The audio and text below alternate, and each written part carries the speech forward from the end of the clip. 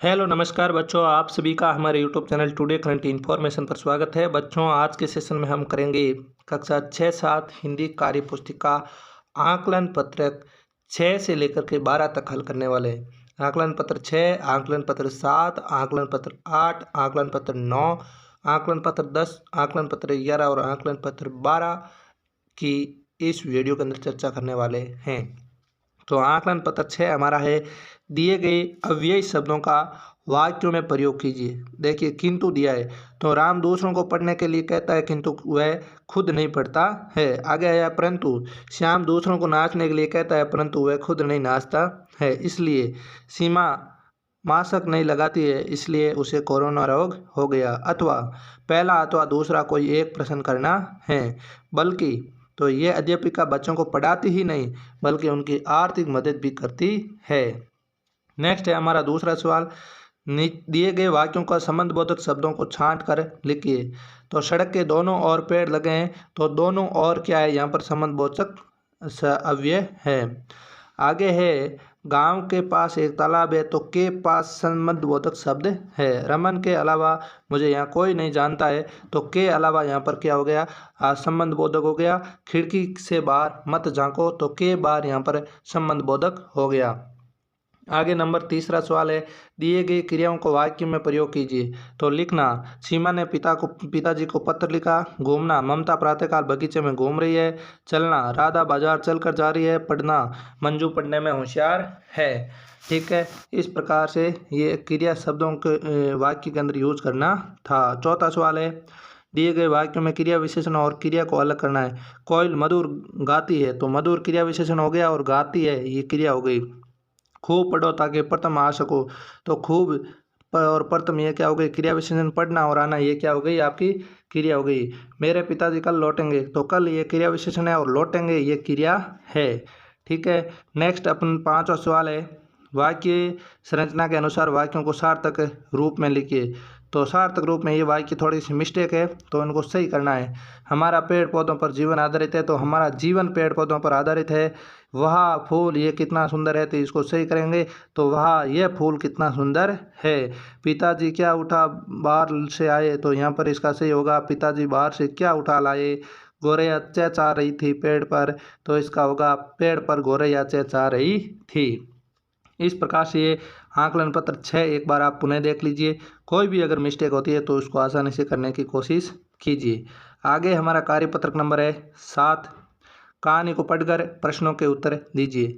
एक किसान के बेटे थे, तंदुरुस्त लेकिन निकम्मे, दिन भर आवारागर्दी करते, कोई काम नहीं करते। एक बार किसान बीमार पड़ा और उसने बेटों को बुलाकर कहा, मैं अब नहीं बचूंगा, तुम लोग मेरी मृत्यु के बाद जमीन में गड़ा धन निकाल लेना। जल्दी ही वह चल बसा। चारों बेटों ने पुत्र पूरा खेत खोद लिया मगर कुछ हाथ नहीं लगा। वह बहुत ही निराश हुए। तभी एक ने कहा, गेहूँ बो देते हैं। तो उस साल बहुत अच्छी फसल हुई और उसे अच्छा लाभ मिला। अब वह समझ गए कि मेहनत ही धन है। क्या है, मेहनत ही धन है। तो पहला सवाल है, निकम्मे शब्द का अर्थ क्या होता है। निकम्मे शब्द का अर्थ होता है जो किसी काम का नहीं हो या बेकार हो। चल बसा गया का अर्थ क्या हो गया, उसकी मृत्यु हो गई। नेक्स्ट है हमारा, किसान ने मरते समय अपने बेटों से क्या कहा। किसान ने मरते समय अपने बेटों से कहा कि तुम मेरी मृत्यु के बाद जमीन में गड़ा धन निकाल लेना। दिए गए शब्दों के विलोम शब्द लिखने। अर्थ का विलोम शब्द अनर्थ, मृत्यु का जीवन। नेक्स्ट है, आशा का निराशा, बीमार का स्वस्थ, जल्दी का देर, अच्छा का बुरा। अगला है, दिए गए मुहावरों के अर्थ लिखिए। देखो, कुछ हाथ नहीं लगना, तो यानी कुछ नहीं मिलना। चोर पूरी तरह मकान में तलाशते रहे लेकिन उन्हें कुछ हाथ नहीं लगा। चोर है वो पूरी रात मकान में तलाशते रहे लेकिन उसे कुछ हाथ नहीं लगा। खून पसीना करना, बहुत मेहनत करना। कक्षा में अव्वल आने के लिए राजू ने पढ़ाई में खून पसीना एक कर दिया था। हाथ कंगन को आरसी क्या, तो प्रत्यक्ष को प्रमाण की आवश्यकता नहीं है। तो देश में फैले भ्रष्टाचार की इसी कार्यालय में देख लीजिए, हाथ कंगन आरसी। ठीक है, नेक्स्ट है, आस्तीन का सौंप। तो क्या हो गया, साथ रहने वाला व्यक्ति ही धोखेबाज होता है। शेठ जी को पता चल गया कि उनका मित्र ही आस्तीन का सौंप है। आगे हमारा कार्यपत्रक नंबर 8 है, जो कि आगे कार्यपत्रक नंबर 8 है, यहाँ पर आकलन पत्र नंबर 8 दिया गया है। पहला सवाल है, नीचे दिए गए संज्ञा शब्द से वाक्य पूरा कीजिए। तो जयपुर है राजस्थान की राजधानी है, फूलों पर भंवरे मंडराते हैं, हमारा राष्ट्रीय फूल कमल है, माली बगीचे में फूल उगाता है। ठीक है बच्चों। नेक्स्ट है दूसरा सवाल, उचित विकल्प द्वारा वाक्य पूरा कीजिए। तो वह रास्ते से ही लौट आया क्योंकि उसे माँ ने बुला लिया। ठीक है। आगे मीनू ने खाना खाया और सो गई। नेक्स्ट है, दिए गए शब्दों को भाववाचक संज्ञा में बदलकर पूरा वाक्यों को पूरा कीजिए। तो यहाँ पर देखिए, उसे हर काम में सफलता मिल रही है। ठीक है। शहद की मिठास कम नहीं होती है, आलस्य मनुष्य का सबसे बड़ा दुश्मन है, वहाँ उसकी चतुराई नहीं चलेगी। ठीक है बच्चों। नेक्स्ट है चौथा सवाल, दिए गए वाक्यों का विश्लेषण करें और सही विकल्प चुनिए। तो यहाँ पर देखिए क्या है, विद्यालय में वार्षिक उत्सव होता है, तो साल में एक बार होता है। जानवर पिंजरों में बंद है, तो चिड़ियाघर में होते हैं। चारों तरफ फल और सब्जियां बिक रही है, तो कहाँ बिक रही है? बाजारों में। ठीक है बच्चों। आगे सवाल संख्या 5 है, सही क्रिया शब्द से वाक्यों को पूरा कीजिए। माताजी ने फल खरीदे, बच्चे खुशी से नाचने लगे, आकाश में पक्षी उड़ रहे हैं, पिताजी समाचार पत्र पढ़ रहे हैं। इस प्रकार बच्चों ये आकलन पत्र नंबर 8 है, एक बार आप पुनः देख लीजिए, किसी भी प्रकार की गलती नहीं होनी चाहिए, अच्छी तरीके से इसको भर लीजिए। आगे अपन करते हैं अब कार्यपत्रक नंबर 9 ने, ये 9वां है। इसके अंदर एक कहानी दी है। अपने तरह तरह के घर देखे होंगे आपने, है वो तरह तरह के घर देखे होंगे। आप जानते हैं घर में रहने में क्या फ़ायदे होते हैं। अधिकतर घर अपने इलाके में पाए जाने वाली चीज़ों से बनाए जाते हैं, जैसे समुद्र के किनारे के घरों में नारियल के पत्ते लगाए जाते हैं, और जबकि पहाड़ों में आपके घर पत्थर और स्लेट के बनते हैं। और हर इलाके में अलग अलग तरह के घरों की ज़रूरत रहती है, क्योंकि हर इलाके का मौसम अलग है।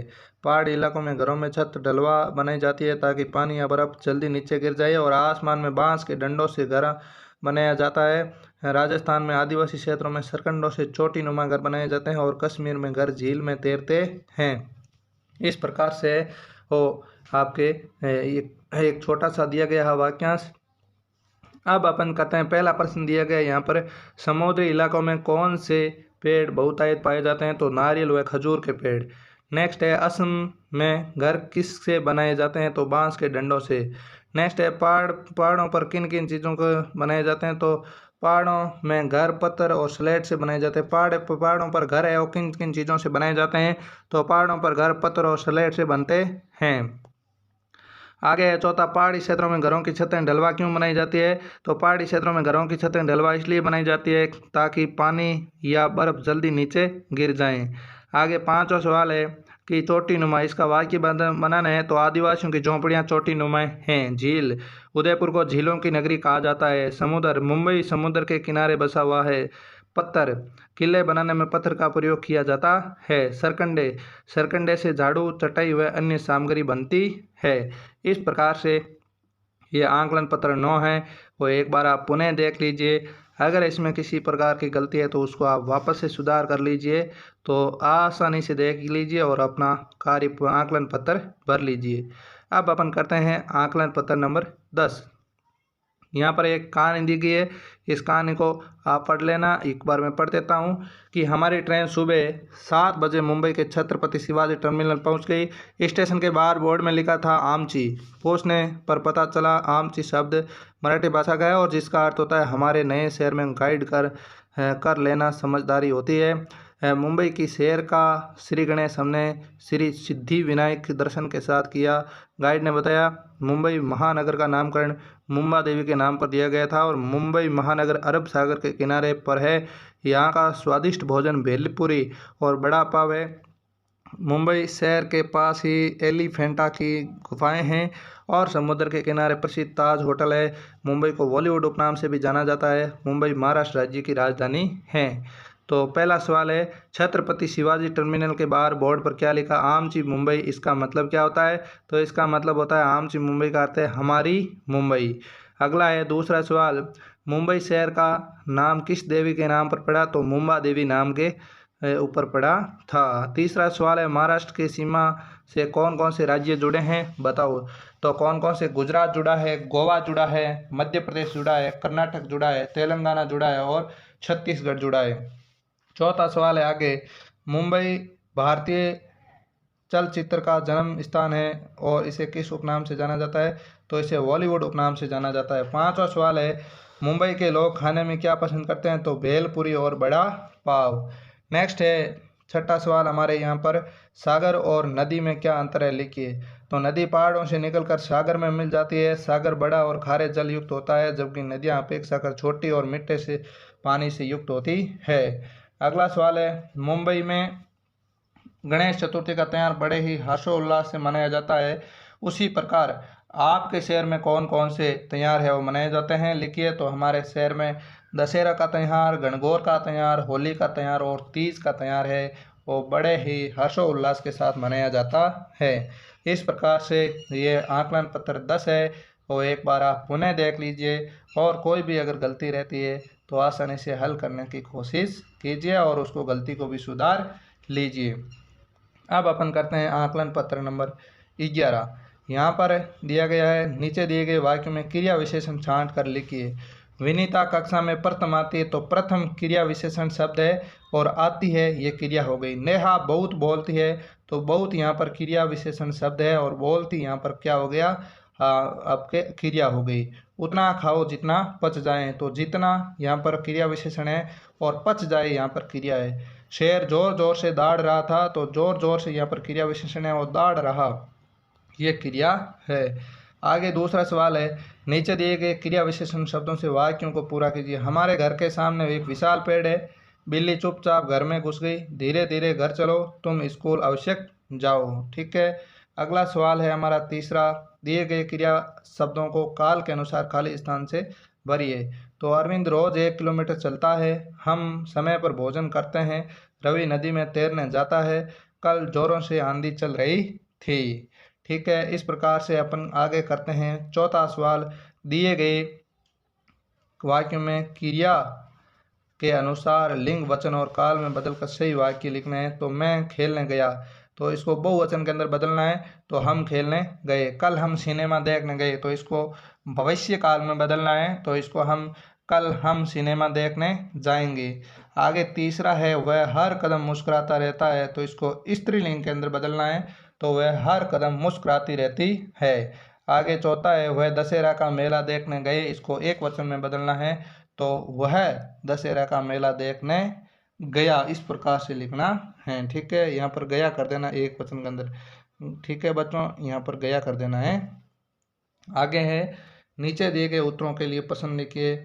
हम आज गरम गरम जलेबियाँ खाएंगे, तो अपन को लिखना है, प्रश्न बनाना है, तुम आज क्या खाएंगे, तो आंसर यहाँ पर हम आज गरम गरम जलेबियाँ खाएंगे। मेरे बस्ते में 10 किताबें और कुछ कॉपियाँ हैं, तो यहाँ पर लिख, या तो ऐसे बना सकते हो, आपके बस्ते में क्या क्या है, या फिर तेरे बस्ते में क्या क्या है। ठीक है बच्चों, इस प्रकार से ये हमारा आपके आकलन पत्र नंबर 11 है और कंप्लीट हो चुका है। आप इसको आसानी से देख लीजिए और कोई भी अगर गलती होती है तो पुनः सुधारने की कोशिश कीजिए। आगे अपन करते हैं आकलन पत्रक नंबर 12, जो कि बहुत ही सरल है और यहाँ पर दिया गया है, एक मजदूर ने सारा दिन कड़ी मेहनत करके जो रुपया कमाया, उससे अपनी फटी पुरानी चादर को कोने से बांधकर बस्ती की ओर चल पड़ा। बहुत दूर उसने अपने कच्चे झोंपड़े में धुएं को आकाश में चक्कर काटते देखा, तो देखते ही समझ गया माँ उसके लिए खाना बना रही है और उसके घर में उसकी बूढ़ी माँ के अलावा और कोई सगा संबंधी नहीं था। उसके घर में सिवाय एक चूल्हे और 2-4 बर्तनों के अलावा और कोई साज सामान नहीं था, मगर फिर भी वह खुश था। सामने की सड़क पर बारात जा रही थी और सामने बारात देखकर वह कल्पना में खो गया कि एक दिन उसका भी ब्याह होगा और वह भी ऐसे ही बारात लेकर निकलेगा और उसके साथ साथ बाजे बज रहे होंगे। तभी किसी ने उसकी पीठ पर हाथ मारते हुए उसे पीछे हटने को कहा, बस जैसे उसका सपना ही टूट गया। तो ये एक शानदार दी गई थी यहाँ पर एक छोटी सी कहानी। पहला सवाल है कि गरीब मजदूर ने अपने कच्चे झोंपड़े से निकलते धुएं को कहाँ चक्कर काटते हुए देखा, तो आकाश में देखा। दूसरा सवाल है, वह मजदूर किसको देखकर वह अपनी ब्याह की कल्पना करने लगा, तो बारात को देखकर। तीसरा है, मजदूर के ब्याह की कल्पना कहाँ मिल गई, तो सड़क में। कहाँ मिल गई, सड़क में मिल गई। आगे है, निम्नलिखित संज्ञा शब्द लिखिए। देखो संज्ञा बतानी यहाँ पर, हवा महल क्या है, व्यक्तिवाचक संज्ञा है। बचपन क्या है, भाववाचक संज्ञा है। कबीर क्या है, व्यक्तिवाचक संज्ञा है। मिठाई क्या है, भाववाचक संज्ञा है। बुढ़ापा क्या है, भाववाचक संज्ञा है। आगे तीसरा सवाल है, दिए गए वाक्यों को सही क्रम में लिखिए। तो प्रज्ञा जाति कार से घर, तो इसको लिखना है प्रज्ञा कार से घर जाती है। आगे लॉकडाउन में सब बंद हो गया है और आप अपना काम करो। इस प्रकार से आकलन पत्र नंबर 12 कंप्लीट। अगर इसी में किसी प्रकार से आपसे गलती हुई है तो वापस से सुधारने की कोशिश कीजिए बच्चों। तो इस प्रकार से हमने आज सभी आकलन पत्र है वो हल कर लिए हैं। ये वीडियो आपको कैसा लगा है, अगर अच्छा लगा है तो अपने साथियों के साथ, अपने दोस्तों के साथ शेयर कीजिए, और चैनल पर नए हो तो चैनल को लाल बटन दबाकर सब्सक्राइब कीजिए। तो बच्चों, आज संपूर्ण हिंदी की कार्य पत्रिका है वो हमने कंप्लीट कर ली है। तो इसी के साथ ही हम आगे नई वर्कबुक के साथ और मिलेंगे। तब तक के लिए बच्चों धन्यवाद। जय हिंद, जय भारत।